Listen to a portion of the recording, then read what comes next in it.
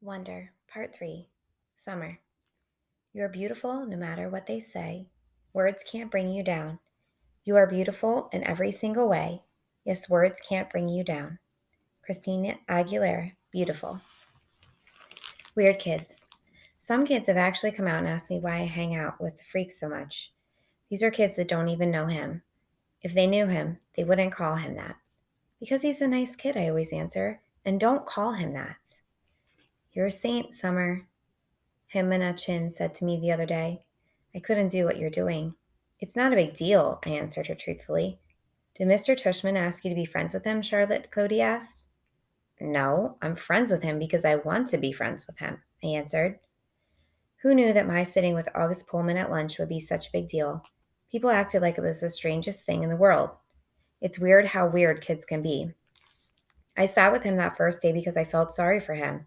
That's all. Here he was, this strange looking kid in a brand new school. No one was talking to him. Everyone was staring. All the girls at my table were whispering about him. He wasn't the only new kid at Beecher Prep, but he was the only one everyone was talking about. Julian had nicknamed him the Zombie Kid, and that's what everyone was calling him. Did you see the zombie kid yet? Stuff like that gets around. And August knew it. It's hard enough being the new kid, even when you have a normal face. Imagine having his face. So I went over and sat with him. Not a biggie. I wish people would stop trying to turn it into something major. He's just a kid. He is a weird looking kid, yes, but just a kid. The plague. I do admit August's face takes some time getting used to. I've been sitting with him for 2 weeks now, and let's just say he's not the neatest eater in the world. But other than that, he's pretty nice. I should also say I don't feel sorry for him anymore. That may have been what made me sit down with him the first time, but it's not why I keep sitting down with him. I keep sitting down with him because he's fun. One of the kids I'm not loving about One of the things I'm not loving about this year is how a lot of the kids are acting like they're too grown up to play things anymore. They just want to hang out and talk at recess. August doesn't bother about that stuff. He likes to play Foursquare at recess, which I love to play too. It was actually because I was playing Foursquare with August that I found out about the plague. Apparently, this is a game that's been going on since the beginning of the year. Anyone who accidentally touches August has only 30 seconds to wash their hands or find hand sanitizer. I'm not sure what happens if you actually catch the plague because no one's touched August yet, not directly. How I found out about this was Maya Markowitz told me the reason she won't play Foursquare with us at recess is that she doesn't want to catch it. I was like, "What's that?" And she told me. I told Maya I thought that was really silly, and she agreed, but she wouldn't touch a ball that August touched, not if she could help it. The Halloween party. I was really excited because I got an invitation to Savannah's Halloween party. Savannah is probably the most popular girl in the school. Anyway, even though I'm not in the popular group, I somehow got invited, which is very cool. When I told Savannah I got her invitation and would be going to her party, she was really nice to me, though she made sure to tell me that she didn't invite a lot of people, so I shouldn't go around bragging to anyone that I got invited. Maya didn't get invited, for instance. Savannah also made sure to tell me not to wear a costume. It's good she told me because, of course, I would have worn a costume to a Halloween party. The only negative about my going to Savannah's party was that now I wouldn't be able to go to the parade and the unicorn costume would be wasted. That was kind of a bummer, but okay. Anyway, the first thing that happened when I got to her party was that Savannah greeted me at the door and asked, "Where's your boyfriend, Summer?" I didn't even know what she was talking about. I guess he doesn't have to wear a mask at Halloween, right? And then I knew she was talking about August. He's not my boyfriend, I said. I know, I'm just kidding. She kissed my cheek. All the girls in the group kiss each other's cheeks now whenever they see hello, and threw my jacket on a coat rack in her hallway. Then she took me by the hand down the stairs to her basement, which is where the party was. There were about 15 kids there. All of them were popular kids from either Savannah's group or Julian's group. I guess they've kind of merged into one big super group of popular kids now. Anyway, about 5 minutes after I got there, Henry and Savannah were standing next to me, hovering over me. "So we want to know why you hang out with the zombie kid," said Henry. "He's not a zombie," I laughed, like they were making a joke. I was smiling, but I didn't feel like smiling. You know, Summer, said Savannah, you would be a lot more popular if you didn't hang out with him so much. So you have to choose who you want to hang out with, Savannah said. She was talking to me like a big sister would talk to a little sister. Everyone likes you, Summer. Everyone thinks you're really nice and you're really pretty. You could be a part of our group if you wanted, and believe me, there are a lot of girls in our grade who would love that. I know, I nodded. Thank you. You're welcome, she answered. I need to go to the bathroom. Where is that? I went to where she pointed, sat down on the side of the bathtub, and called my mom and asked her to pick me up. Is everything okay? Said Mom. Yeah, I just don't want to stay, I said. Mom didn't ask any more questions, and she said she'd be there in 10 minutes. Don't ring the bell, I told her. Just call me when you're outside. I hung out in the bathroom until Mom called, and then I snuck upstairs without anyone seeing me, got my jacket, and went outside. It was only 9:30. The Halloween parade was in full swing down Amesfort Avenue. Huge crowds everywhere. Everyone was in costumes, skeletons, pirates, princesses, vampires, superheroes, but not one unicorn.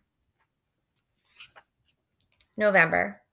The next day at school, I told Savannah I had eaten some really bad Halloween candy and gotten sick, which is why I went home early from our party, and she believed me. There was actually a stomach bug going around, so it was a good lie. I also told her that I liked someone else so she would leave me alone. August was absent the day after Halloween, and when he came back, I could tell something was up with him. He was acting so weird at lunch. He barely said a word and kept looking down at his food when I talked to him, like he wouldn't look me in the eye. Finally, I was like, Augie, is everything okay? Are you mad at me or something? No, he said. Sorry you weren't feeling well on Halloween. I kept looking for Boba Fett in the hallways. Yeah, I was sick. Did you have a stomach bug? Yeah, I guess. He opened a book and started to read, which was kind of rude. I'm so excited about the Egyptian Museum project, I said. Aren't you? He shook his head, his mouth full of food. I actually looked away because between the way he was chewing, which almost seemed like he was being gross on purpose, and the way his eyes were just kind of closed, I was getting a bad vibe. What project did you get? I asked. He shrugged, pulled out a little scrap of paper from his jeans, and flicked it across the table to me. Everyone in the grade got assigned an Egyptian artifact to work on for Egyptian Museum Day, which was in December. The teachers wrote down all the assignments on tiny scraps of paper, which they put into a fishbowl. Then all the kids in the grade took turns picking the papers out of the fishbowl in the assembly. So I unfolded Augie's little slip of paper. Oh, cool, I said, maybe a little overexcited because I was trying to get him psyched up. You got the step pyramid of Sakra. I know, he said. I got Anubis, the god of the afterlife. The one with the dog head? It's actually a jackal, I corrected him. Hey, you want to start working on our projects together after school? You could come over to my house. He put his sandwich down and leaned into his chair. I can't describe the look he was giving me. You know, Summer, he said, you don't have to do this. What are you talking about? You don't have to be friends with me. I know Mr. Tushman called you. Talk to you. I have no idea what you're talking about. You don't have to pretend, is all I'm saying. I know Tushman talked to some kids before school started and told them they had to be friends with me. He did not talk to me, August. Yeah, he did. No, he did not. Yeah, he did. No, he didn't. I put my hands up in the air so he could see I wasn't crossing my fingers. He immediately looked down at my feet, so I shook off my Uggs so he could see my toes weren't crossed. You're wearing tights, he said accusingly. You can see my toes are flat, I yelled. Okay, you don't have to scream. I don't like being accused of things, okay? Okay, I'm sorry. You should be. He really didn't talk to you? Augie! Okay, I'm really sorry. I should have stayed mad at him longer, but then he told me about something that bad happened to him on Halloween, and I couldn't stay mad at him. Basically, he heard Jack bad mouthing him and saying really horrible things behind his back. It kind of explained his attitude, and now I knew why he'd been out sick. Promise you won't tell anyone, he said. I won't, I nodded. Promise you won't ever be mean like that to me again. Promise, he said, and we pinky swore. Warning.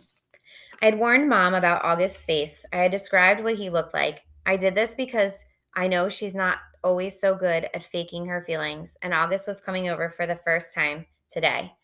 I sent her a text at work to remind her, but I could tell from the expression on her face when she came home that I hadn't prepared her enough.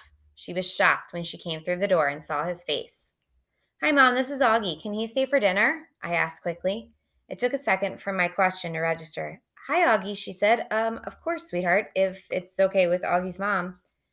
While Augie called his mother on the phone, I whispered to Mom, "Stop making that weirded out face." She had that look like when she's watching the news and something horrific has happened. She nodded quickly, like she hadn't realized she was making a face, and was really nice and normal to Augie afterwards. After a while, Augie and I got tired of working on our projects and went to hang out in the living room. Augie was looking at the pictures on the mantle and he saw a picture of me and Daddy. "Is that your dad?" he said. "Yeah. I didn't know you were, what's the word? Biracial." "Right, that's the word. Yeah." He looked at the picture again. "Are your parents divorced? I've never seen him at drop off or anything." "Oh, no," I said. "He was a platoon sergeant. He passed a few years ago." "Oh, I didn't know that." "Yeah," I nodded, handing him a picture of my dad in his uniform. "Wow, look at all those medals." He was pretty awesome. "Wow, Summer, I'm sorry." "Yeah, it stinks. I miss him a lot."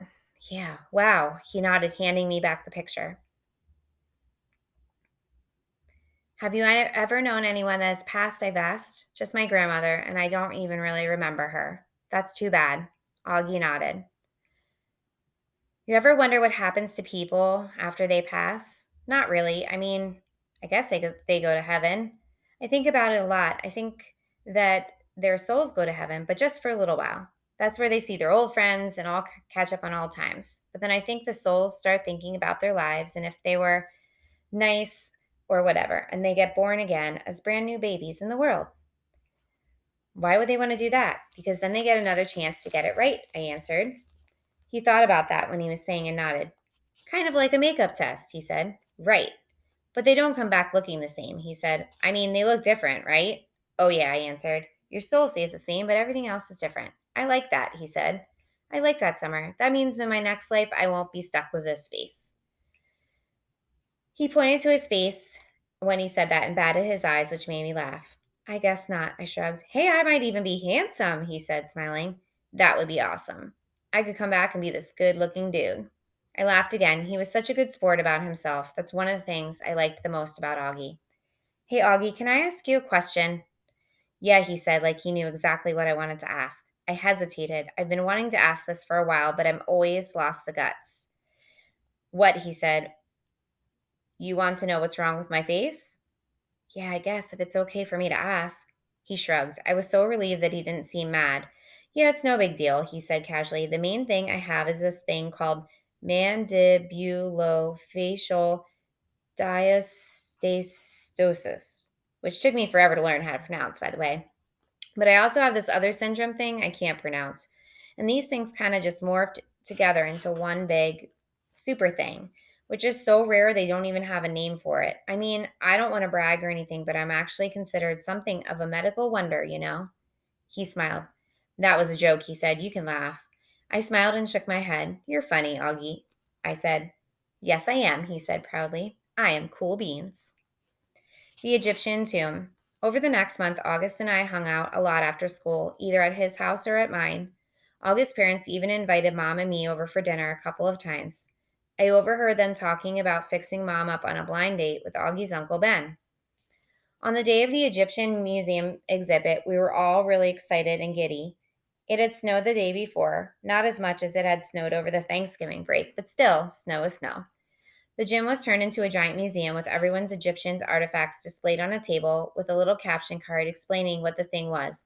Most of the artifacts were really great, but I have to say, I think mine and Augie's were the best. My sculpture of Anubis looked pretty real, and I had even used real gold paint. And August had made his step pyramid out of sugar cubes. It was 2 feet high and 2 feet long, and he had spray painted the cubes with a kind of fake sand paint or something. It looked so awesome.